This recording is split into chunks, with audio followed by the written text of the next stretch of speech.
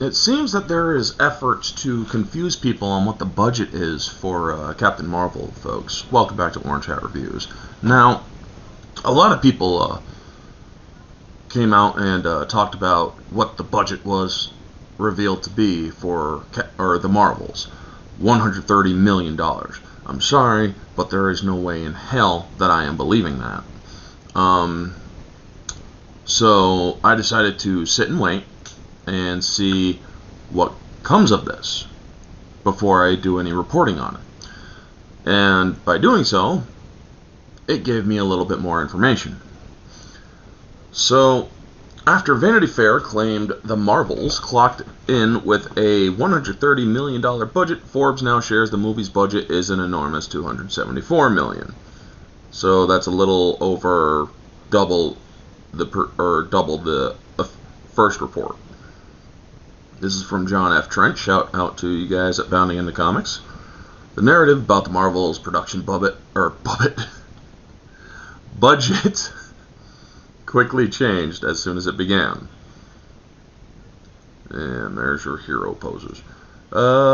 Fanfare, or Vanity Fair, jeez, I'm still waking up, originally reported that the film's budget clocked in at $130 million in their most recent expose about the film's director, Nia DaCosta. However, Vanity Fair has since updated their article and removed any mention of the movie's production budget.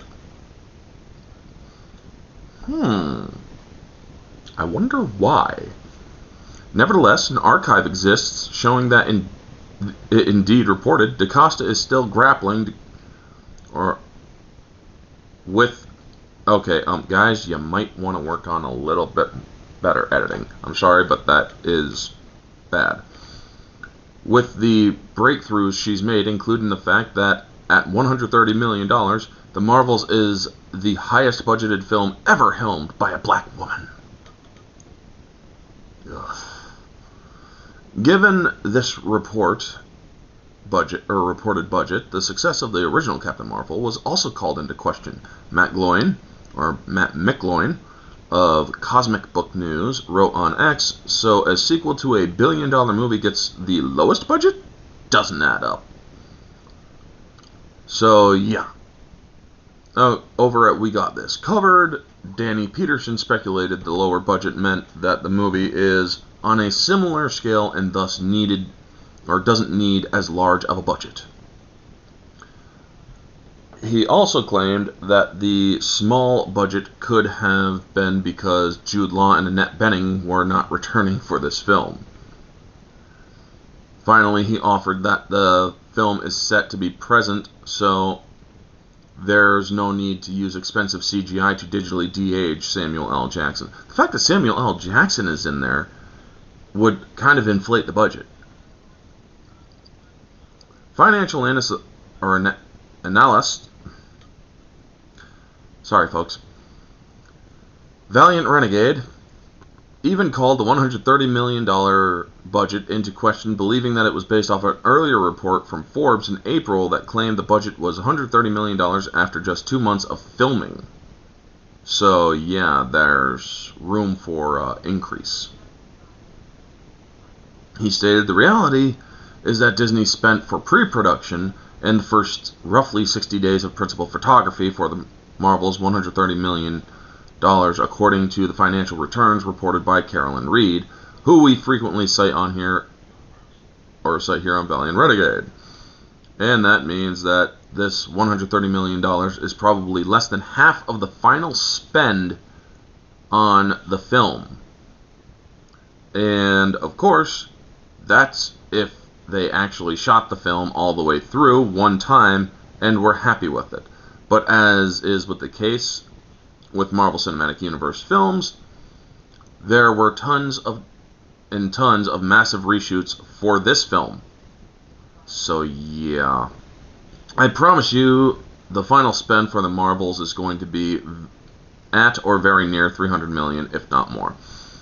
And if that happens, then this movie is looking at a break-even point of around $700 million area.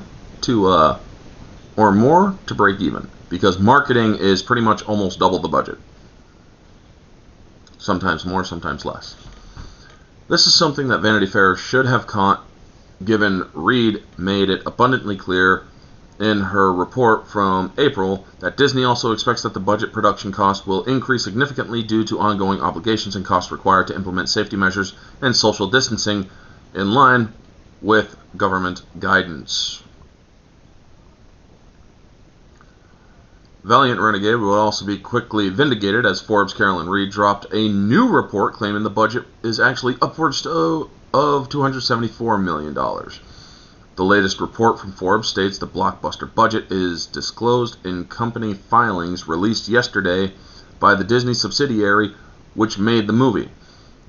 They show that over the 2-year period from the incorporation of the company to September 30th, 2022, it spent $274.8 million, 221.8 million euros, or francs, or whatever that is, pounds, and banked a 55 million, or 44.4 million euro subsidy from the government of the United Kingdom, where the movie was made. This brought its net spending down to $219.8 million. However, it is likely that it is not the final production budget, as the production company incorporated in the United Kingdom will likely continue to report its financial dealings for a number of years to come, as we've seen with Indiana Jones and the Dial of Destiny, Avengers Endgame, and other Disney productions filmed in the United Kingdom. Oh, looks like the accusers are back. Nevertheless, Reed claims the Marvels will need to gross at least $439.6 million just to break even. However, this is an extremely conservative prediction using a 2x factor based on the net budget. Usually, conservative predictions use a 2.5 factor, which would mean the film needs to make around $549.5 million if you use the net budget that factors in the tax subsidy. Some analysts use a 3-point factor, and if you go with that standard, the film would need to make or gross around $659.4 million. So yeah, I think I was a little off on the math. Whoops. Alrighty, so even on Reed's extremely conservative prediction, that would mean the film has to gross around Ant-Man and the Wasp: Quantumania, a film that was marketed as featuring the next big bad in the Marvel Cinematic Universe in Kang the Conqueror. That film petered out at $463 million at the global box office. Thing is, folks, people are not watching Marvel movies anymore. Not enough to make them break even. What do you make of this new report that claims the Marvel's production budget is upwards of $270 million? I think that's still conservative. I think it would probably be a little bit closer to 300. And, yeah, I don't think the movie will succeed in the box office. However, I am not going to say it won't. I think it will. I'm not going to state for a fact it won't, because, well, that would make me a fool to do so. Anyway, yeah, the budget speculation is hot with this one, and honestly, I think that whatever the budget is, I just frankly don't care, because I'm not going to watch the film. You know? I had to watch Captain Marvel and be as objective as possible on that, and while, yes, there are entertaining factors to it, the movie isn't that good.